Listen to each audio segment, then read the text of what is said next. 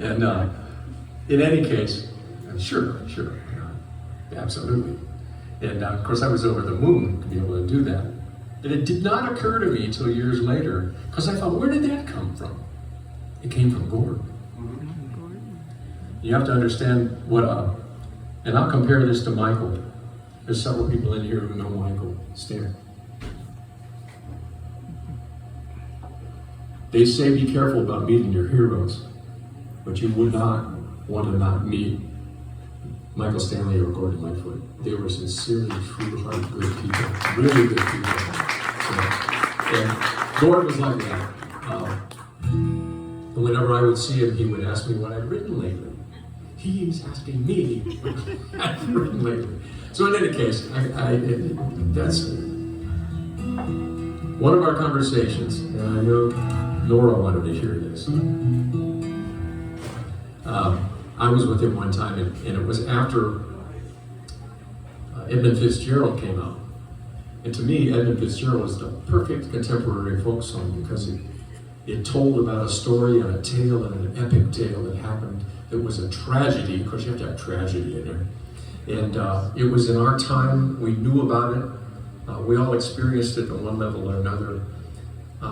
And then he wrote it and brought it out as a song that was a ballad, a story of something that happened in our time. And then he used contemporary instruments in it. He used electric instruments and he used distorted guitars. To me, were folk instruments of our time. So as I said to him one night, that's the perfect folk song in every way, And he said, and I'll try to do a little bit of his Canadian accent, but he said, you know, that one there really surprised us.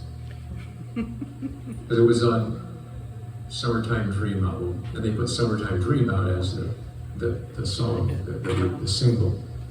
And he says, so we finished up all our sessions, and Gord was a great lover of the outdoors, and he liked to fish and hunt. And he said, we finished up all the sessions. I got on a plane, went up north, and just went duck hunting. So he says, so I'm sitting in a blind one day, and this water plane comes landing on the marsh. And he says, out of it gets my manager. And I'm going, what is my manager doing here?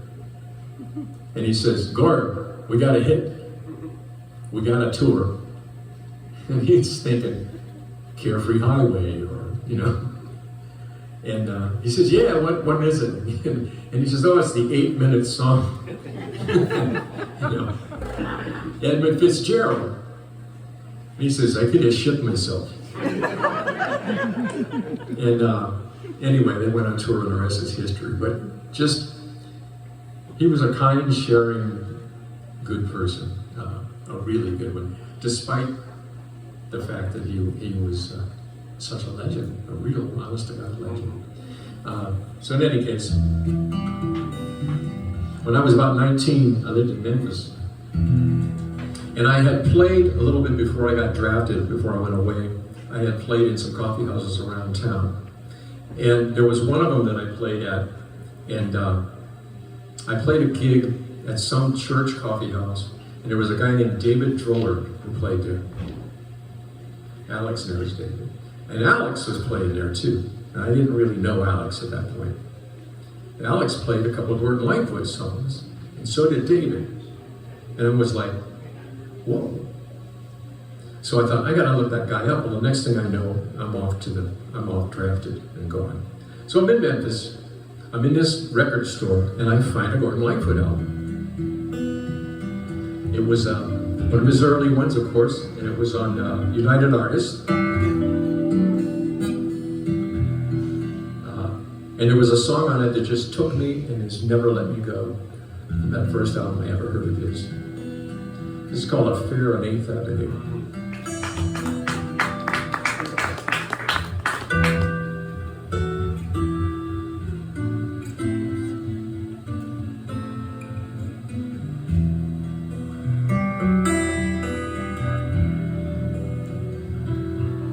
The perfume that you wore was from some little store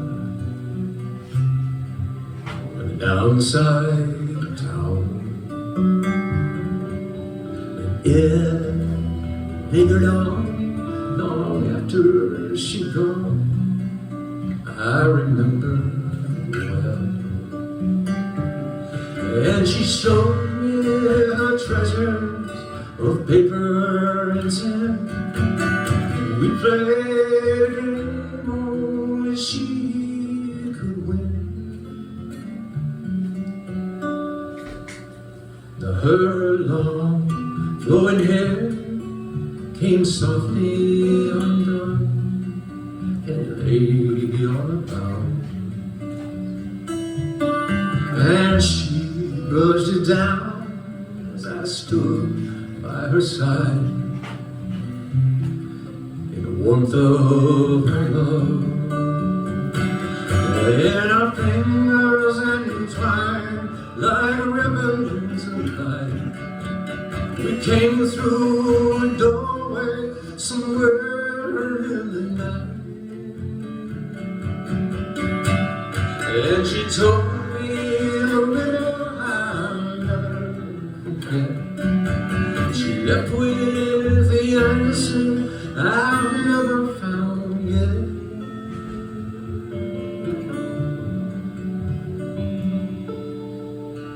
How long, said she, can a moment resist?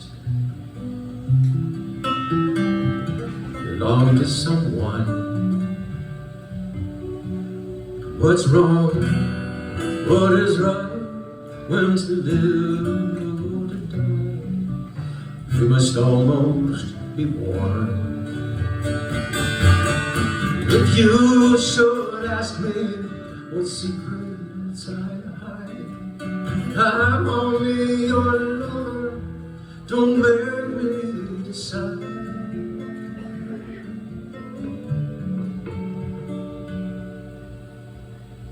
The perfume that you wore was from some little store